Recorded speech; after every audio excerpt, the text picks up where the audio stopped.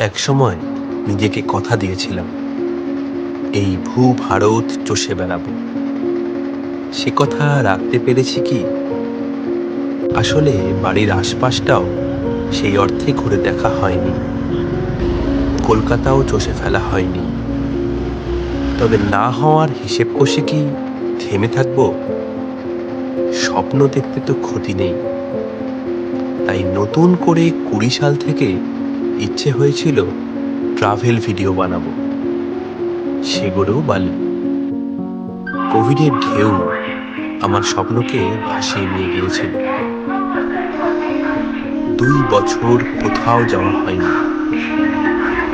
এরপর বার কয়েক উত্তরবঙ্গ গিয়েছিলাম। ভিডিও বানানো নিয়ে অনেক কিছু প্ল্যানও করেছিলাম, কিন্তু সিকিভাগও করতে পারিনি।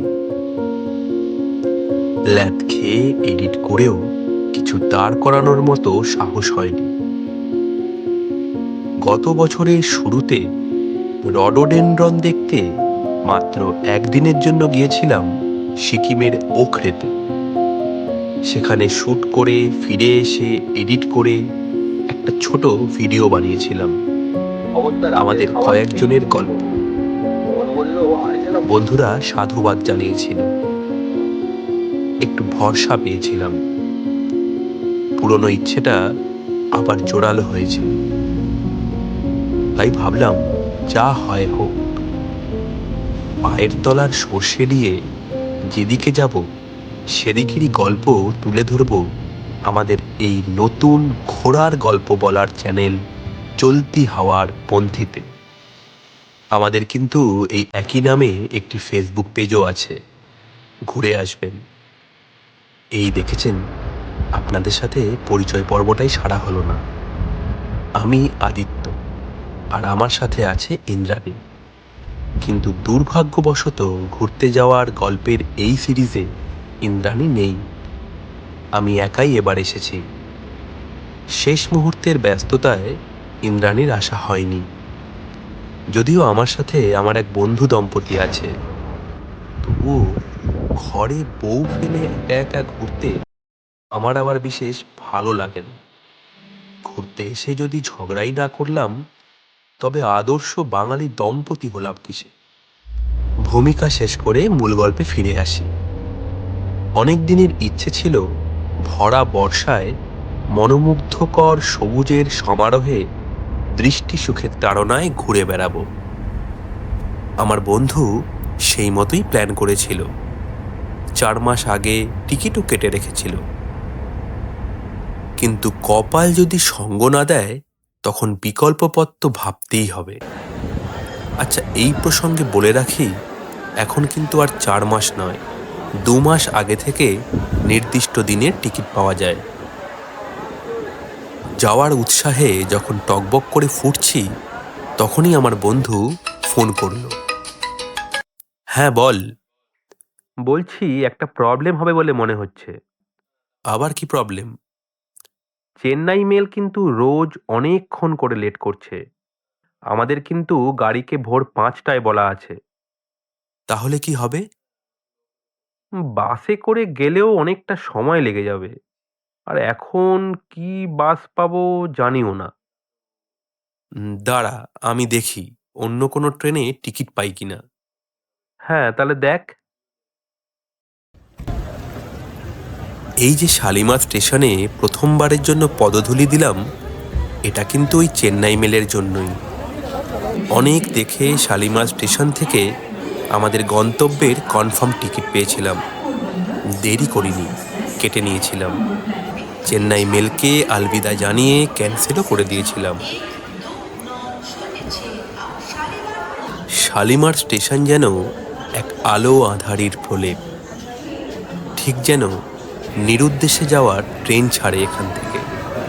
চারিদিকে হইহট্টগোল নেই, টিমটিমে আলোয় সবাই চুপচাপ বসে আছে। কেউ এসেছে পরিবারের কাউকে ছাড়তে, কেউ বা সপরিবারে যাচ্ছে কোথাও, কেউ বা অনন্ত অপেক্ষা করছে কখন তার গন্তব্যের ট্রেন আসবে। আমি ঘুরে ঘুরে এসবই দেখছিলাম। দেখতে দেখতে সময়ের আগে আমার বন্ধুও এসে গেল। কিন্তু আমাদের ট্রেন এলো না। অপেক্ষার সমাপ্তি হলো প্রায় ঘন্টা খানেক পরে। ছাড়তে আরও আধা ঘন্টা সময় নিল। একদিকে ভালোই হলো, রাত 2:30টার বদলে ভোর 4টের আগে নামবো না, একটু ঘুম হবে। খেয়ে দিয়ে ঘুমাতে গেলাম।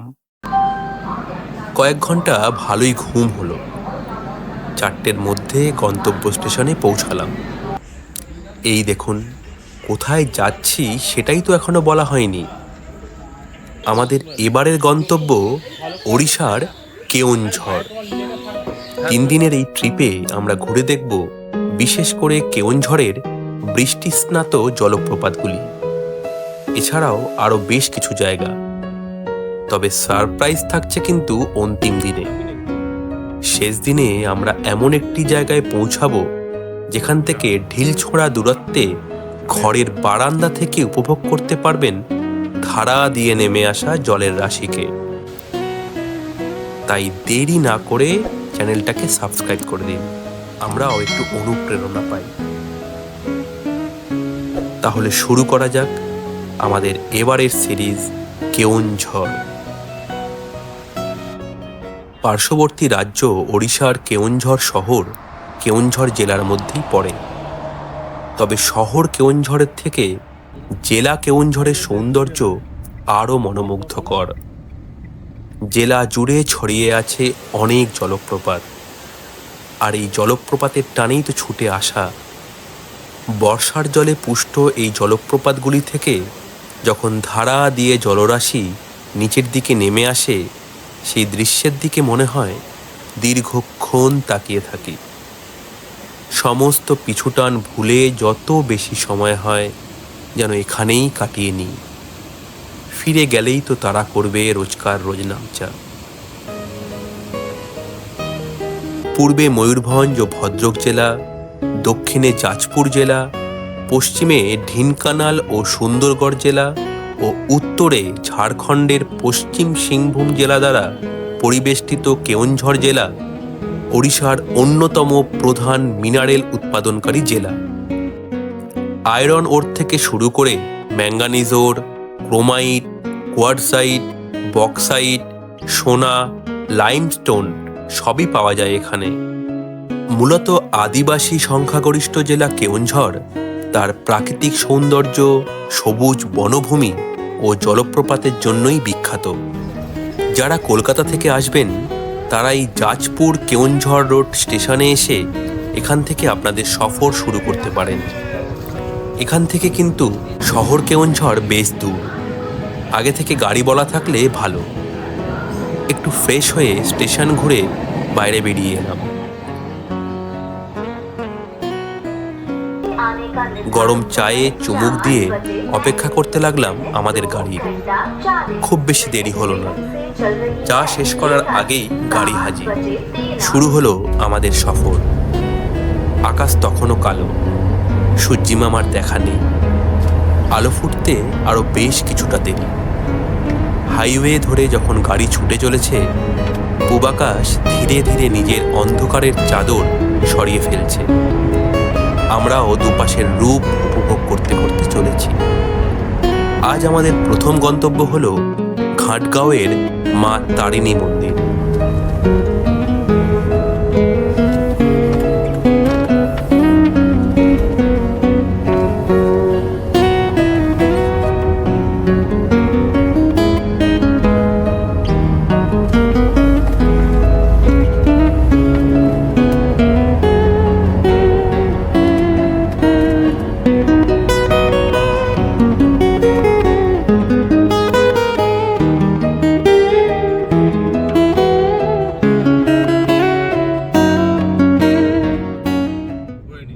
কথিত আছে কেন্দুঝড় বা কেওনঝড়ের রাজা ত্রিলোচনভঞ্জের মৃত্যু হলে তার পুত্র গোবিন্দভঞ্জ পুরী থেকে কেওনঝড়ে ফেরত আসার সময় কলিঙ্গের রাজার থেকে মা তারিণীকে সাথে করে নিয়ে আসার আবদার করেন। রাজা রাজি হন এবং মাকে সাথে করে নিয়ে যেতে বলেন। কিন্তু মা তারিণী নাকি শর্ত দিয়েছিলেন যে তাকে পিছন ফিরে দেখা চলবে না। গোবিন্দভঞ্জ আগে ও মা পরে ঘোড়ায় চড়ে যখন আসছিলেন তখন এই ঘাটগাঁওতেই বৈতরণী নদীর তীরে এসে জঙ্গলের মধ্যে মায়ের কোনো শব্দ না পেয়ে গোবিন্দভঞ্জ পিছন ফিরে তাকান। সাথে সাথে মা থেমে যান এবং আদেশ দেন এখানেই যেন তার মন্দির নির্মাণ করে তাকে আরাধনা করা শুরু হয়। সেই থেকেই নাকি মন্দির এখানে রয়েছে। হিন্দু ধর্মের আচার অনুষ্ঠান ও উপজাতি সম্প্রদায়ের রীতিনীতির এখানে সুমিলন ঘটেছে। মন্দিরের ভিতর কিন্তু ক্যামেরার প্রবেশ নিষিদ্ধ। মন্দির থেকে বেরিয়ে সকালের স্বল্প আহার সেরে আবার রওনা দিলাম পরবর্তী গন্তব্যের দিকে। এবারে আমাদের গন্তব্য এই ঘাটগাঁও থেকে প্রায় 12 কিমি দূরে অবস্থিত গুন্ডিচ্চাঘাগি জলপ্রপাত। এখানে যাওয়ার রাস্তার দুপাশকে প্রকৃতি যেন 2 হাত ভরে সাজিয়েছে। সবুজের এত রূপ আমাদের নয়নকে এক অপার আরাম দিচ্ছিল। আমরা চুপ করে বসে উপভোগ করছিলাম এই রূপকে।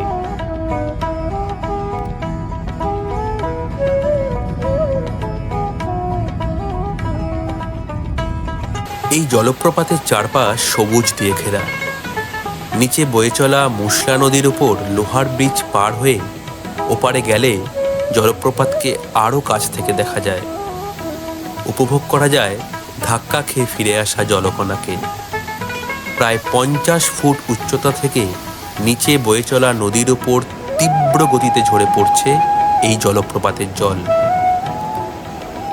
জলের তীব্রতা বেশি থাকলে মাঝে মাঝে চারিদিক ধোঁয়াটে হয়ে ওঠে।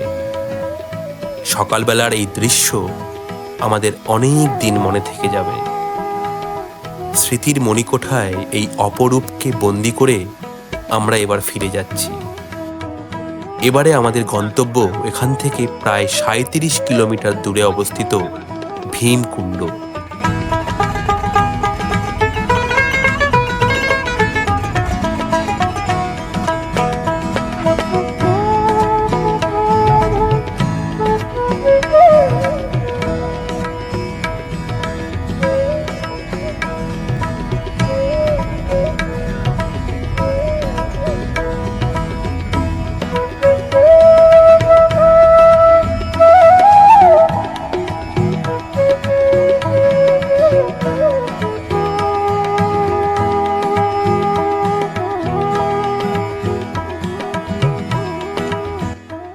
ভীমকুণ্ড জলপ্রপাতটি ওড়িশার কেওনঝড় ও ময়ূরভঞ্জ জেলার বর্ডারে অবস্থিত। এক পারে কেওনঝড় আরেক পারে ময়ূরভঞ্জ। সত্যি এমন একটি জায়গার সামনে দাঁড়িয়ে ঘন্টার পর ঘন্টা পার করা যায়। বহমান এই স্রোতের থমকে যাওয়া কয়েক মুহূর্ত যেন জীবনের বৈতরণী হয়ে ওঠে। ও আপনাদের জানিয়ে রাখি, এই নদীর নাম কিন্তু বৈতরণী। পাথরের বুক চিরে অবিরাম বয়ে চলা জীবনের মতো এই নদী।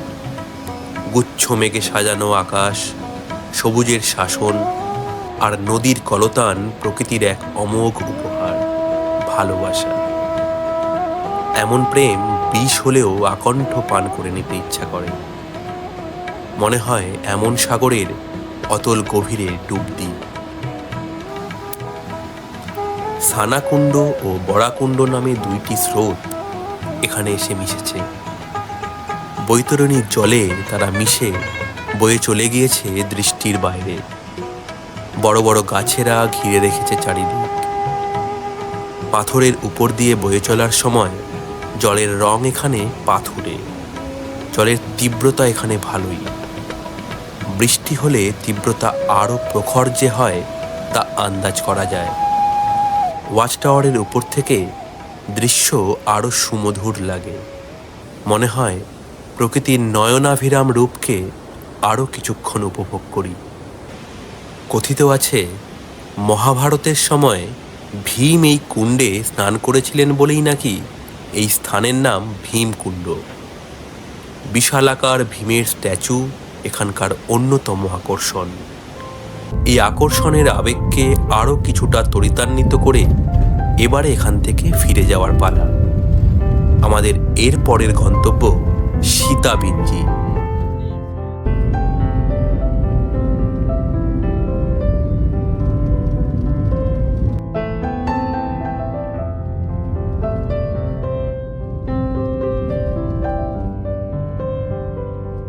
সবুজ ক্ষেতের পাশ দিয়ে গাড়ি ধীর গতিতে আমাদের নিয়ে চলল সীতাবিঞ্জির দিকে।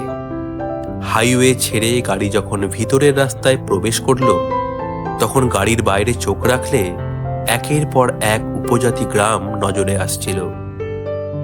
ইতিউতি ঘুরে বেড়ানো মানুষ, গবাদি পশু চোখে পড়ছিল। খেতে ফসল বুনছে অনেকে, কেউ বা কাজ মিটিয়ে বাড়ির পথ ধরেছে। বেলা প্রায় দ্বিপ্রহর। এরপরও আমাদের আরো একটি জায়গায় যাওয়ার আছে, তারপর হোটেলে ফেরার পালা। আকাশ কখনো মেঘে ঢেকে যাচ্ছে, আবার কখনো মেঘের আড়াল দিয়ে রোদের দেখা মিলছে। মেঘ আর রোদের এই লুকোচুরি খেলাকে সাথে নিয়েই আমরা প্রবেশ করলাম সীতাবিঞ্জিতে। প্রায় 150 ফুট উঁচু পাথরকে দেখতে অনেকটা মন্দিরের মতন লাগে। সীতা নদীর পাশেই এই সীতাবিঞ্জি। এখানে সীতাকে তার 2 পুত্র লব ও কুশের সাথে পুজো করা হয়। একটু এগোলেই আছে রাবণ ছায়া। অর্ধেক ছাতার মতন দেখতে একটি রক শেল্টারের উপর আছে প্রাচীন ফ্রেস্কো চিত্রকলা। রামায়ণের যুদ্ধের ছবি। ভালো করে তাকালেই চোখে পড়বে ঘোড়ায় টানা রথ, সৈন্য ও যুদ্ধক্ষেত্রকে। এই স্থানেই প্রাচীন সময়ের ইট ও অন্যান্য সামগ্রী পাওয়া গিয়েছিল, যা জানান দেয় প্রাচীনকালে এখানে একটি মহান সভ্যতা ছিল। পুরাকালের প্রতিচ্ছবি মানুষ চোখে ফুটে ওঠে। গাড়িতে উঠে পড়ার আগে ভাবতে থাকি, ঠিক কেমন ছিল সেই সভ্যতা? আধুনিক যুগ থেকে কত হাজার বছর আগেই বা ছিল সেই সভ্যতা? ড্রাইভার সাহেব হর্ন দেয়, এবারে উঠে পড়তে হবে। সময় বয়ে যাচ্ছে দ্রুত, বেলাও হয়েছে বেশ, খিদেও পেয়েছে। ঠিক হলো স্থানীয় একটি ধাবায় খেয়ে আমরা পরবর্তী গন্তব্যে যাব। ওড়িশার এই অঞ্চলের বিখ্যাত খাবার পত্র পোড়া চিকেন। তবে শুধুই চিকেন পাওয়া যায় তা নয়, চিকেনের সাথে মাটন, মাছ এসবেরও পত্র পোড়া হয়। সব উপকরণ দিয়ে মাংস মাখিয়ে পাতার মধ্যে দিয়ে সেটাকে কাঠের উনুনে পোড়ানো হয়। স্বাদ বেশ ভালোই হয়। আমরাও চেখে নিলাম। খিদে মিটল অবশেষে। এবারে শেষ গন্তব্য ঘুরে হোটেলে ফেরার পালা। আমাদের আজকের শেষ গন্তব্য কানঝাড়ি ড্যাম। এটি কেওনঝড় শহর থেকে প্রায় 24 কিলোমিটার দূরে অবস্থিত। কানঝাড়ি সেচ উপপ্রকল্পটি কেওনঝড় জেলার কেওনঝড়গড় গ্রামের কাছে বৈতরণী নদীর অববাহিকায় কানঝাড়ি নদীর ওপর অবস্থিত একটি মাঝারি আকারের সেচ প্রকল্প। এখানে একটি মাটির বাঁধ এবং সেচের ব্যবস্থা রয়েছে, যা কেওনঝড় জেলার 3টি উপজাতি এবং পিছিয়ে পড়া ব্লকে সেচ সরবরাহ করে। আজকের মতো আমাদের ঘোরা শেষ। এবারে ফিরে যেতে হবে হোটেলে। এই দেখেছেন, হোটেলের নাম বলতেই ভুলে গিয়েছি। আমরা উঠেছি ওড়িশা ট্যুরিজমের কেওনঝড় পান্থনিবাসে। এই পান্থনিবাসটি কিন্তু কেওনঝড় শহরের মধ্যে নয়, শহরের বাইরে বোম্বে রোডের ওপর অবস্থিত। এই পান্থনিবাস থেকে শহর কেওনঝড়কে বেশ লাগে দেখতে। পান্থনিবাস বুক করার ওয়েবসাইটের লিংক ডেসক্রিপশন বক্সে দেওয়া থাকবে। হোটেলের দিকে রওনা দিতেই শুরু হলো ঝিরিঝিরি বৃষ্টি। হাইওয়ে ধরে ভেজা রাস্তা চিরে তীব্র গতিতে এগিয়ে চলল আমাদের গাড়ি। কিছুক্ষণের মধ্যেই পৌঁছে গেলাম পান্থনিবাসে। এবারে স্নান খাওয়া সেরে বিশ্রাম করার পালা। আজকের মতো এখানেই ইতি টানছি। আগামী ভিডিওতে আমরা ঘুরে দেখব কেওনঝড়ের আরও বেশ কিছু জলপ্রপাত সহ দ্রষ্টব্য স্থান। সঙ্গে থাকবেন, দেখা হচ্ছে জলদি। কেমন লাগলো আমাদের পরিবেশনা? কমেন্ট করে জানাবে। ভিডিওটি ভালো লাগলে লাইক করে, শেয়ার করে, চ্যানেলটিকে সাবস্ক্রাইব করে আমাদের পাশে থাকবে। ধন্যবাদ। এই সিরিজের পরবর্তী ভিডিও নিয়ে দেখা হচ্ছে আগামী সপ্তাহে। ভালো থাকবে।